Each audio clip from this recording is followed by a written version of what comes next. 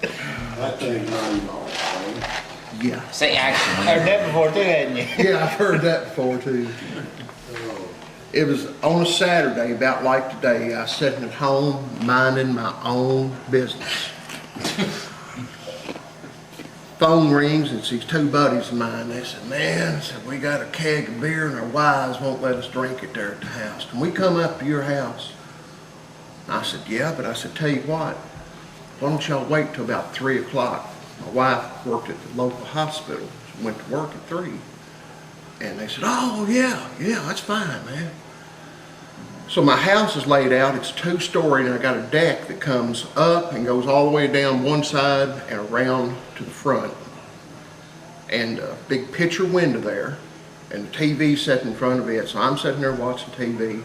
Linda's getting ready to go to work. Hear something go.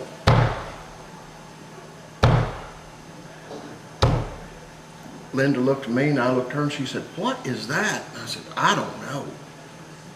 It's these 2 drunk buddies of mine dragging that full keg of beer up the steps. It's bouncing off every step. Walk right in front of the picture window, look in right at Linda, and they duck. She said, what in the hell? I said, look, they've got a keg of beer. They can't drink it at home. Obviously, they done been into it. We just going to sit out here on the deck and drink some beer. She said, well, y'all just be careful and don't do nothing stupid. I thought, what gave her that idea? So, man, we start drinking. It took about an hour for it to settle down before we could start drinking.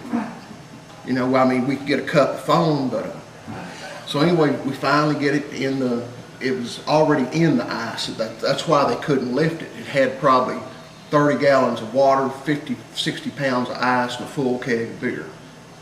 So it finally foams down to where we can drink it.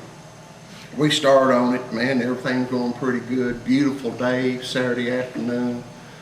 And man, 2 carloads of buddies of theirs pull in. And we were like, well, ain't no problem. Come on up. We're passing out styrofoam cups.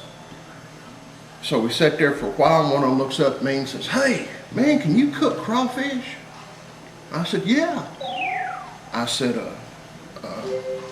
man, I hadn't seen any in quite a while. He said, I got 50 pounds out there in the cooler, live.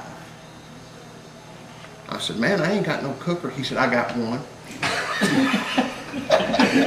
So by that time, after 5 or 10 beers, it sounded like a pretty good idea. So we set this big boiler up and put the crab oil in it, throw some corn on the cob, some new potatoes, get that stuff rolling, start throwing them crawfish in.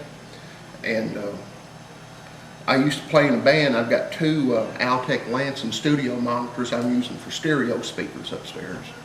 So we turn a little music on, it's thumping pretty good. And turn around and look, and here comes 3 carloads of old girls. And I'm like, oh, geez. And you get to realize I live in the middle of her family farm. You got a brother, a sister, another brother, and another sister, and her mama. And none of them, for some reason, like me. I mean, none of them. So things are going pretty good. The crawfish are good. They're done. We're eating, throwing the heads over the deck out in the front yard. And, music's playing, and here come the police. One of my brother-in-laws had called the law. He come up and he's like, man, we had a complaint. Y'all need to calm down a little bit, turn the music down. He's like, yes, sir, Oscar. We'll take care of that. So he goes ahead and leaves, man. As soon as them taillights go over that last hill, the music comes back up. We bound and determined to party now. So it wasn't good enough, the brother-in-law asshole called the law. Now he has called the hospital, which is only 4 miles from my home, and told my wife, said, I don't know what in the world is going on at your house, The police have done been there. There's girls over there squealing. There's people yelling and hollering. We can't even sit inside and hear our own TV.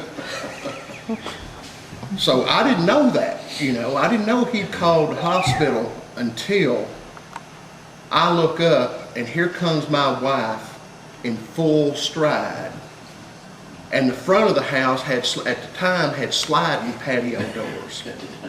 And it was closed. She walked right into that thing, broke her nose and her big toe.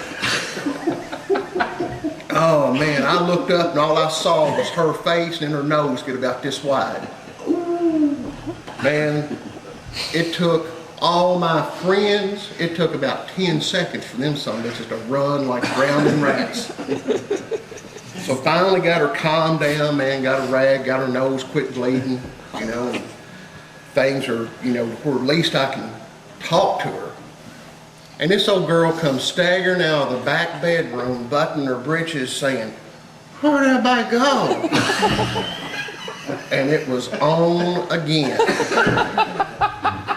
And she had this old cat, a yard cat, man, and we was throwing them heads over, and that son of a bitch was running out there, man. He got about this wide, you know, eating every one of them. Next day he come out, he was dead. I'm out there with the yard rake. She was like, "You get out there and rake them heads up." And so I'm out there with the yard rake raking it up, and I looked at that cat and I just thought, oh God, what am I going to do now? So I kind of put the cat in the bag with the heads, hauled them all off. I mean, How many years ago? oh, that was 25 years ago. Still married. Still married. But that story's still alive and well. Oh, Now, man. does your wife know about the cat? No.